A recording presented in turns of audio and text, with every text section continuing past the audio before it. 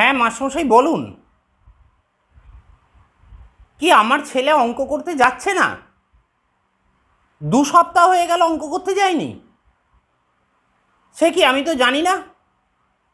আচ্ছা ঠিক আছে, দাঁড়ান, আমি ওর সাথে কথা বলছি। ঠিক আছে মাস্টারমশাই, আমি ওর সাথে কথা বলে দেখছি, দাঁড়ান। হ্যাঁ ঠিক আছে, রাখুন, আপনি রাখুন। হ্যাঁ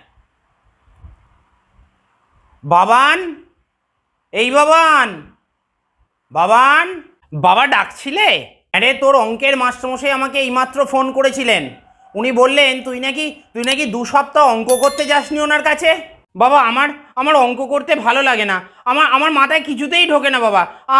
আমি পারবো না বাবা অঙ্ক করতে। পারবি না? পারবি না মানে কি কথা? পারবি না তো তুই কি করবি জীবনে? কি নিয়ে পড়বি তুই এরপর? বাবা, বাবা আমি ফিলোসফি নিয়ে পড়তে চাই বাবা। ফিলোসফি? ওসব নিয়ে পড়ে কি হবে? বড় হয়ে কি তুই ভূতের ডাক্তার হবি? শোন, আমি বলে রাখি, হারাধন বাবুকে আমার বলা আছে তুই উচ্চ মাধ্যমিক পাশ করলেই তোকে কিন্তু মেডিকেলে ঢুকিয়ে দেবে। আমার বলা আছে এখনকার দিনে সায়েন্স ছাড়া কোনো গতি আছে বলতে পারিস তুই? আমি সায়েন্স পারবো না বাবা। আমি যদি ডাক্তার হই আমি তো লোককে মেরে ফেলবো বাবা।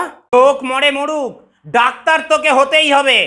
বলছি বাবা, ঘুষ দিয়ে ডাক্তার হলে আবার পরে যদি ধরা পড়ি তখন কিন্তু চাকরি নট হয়ে যাবে। কিচ্ছু হবে না, ওসব নিয়ে তোকে ভাবতে হবে না। ঠিক জায়গায় টাকাটা পৌঁছে দিতে পারলে না, কোনো দিন চাকরি নট হবে না। দেবুদার মেয়ের কি চাকরি গেছে দেখেছিস?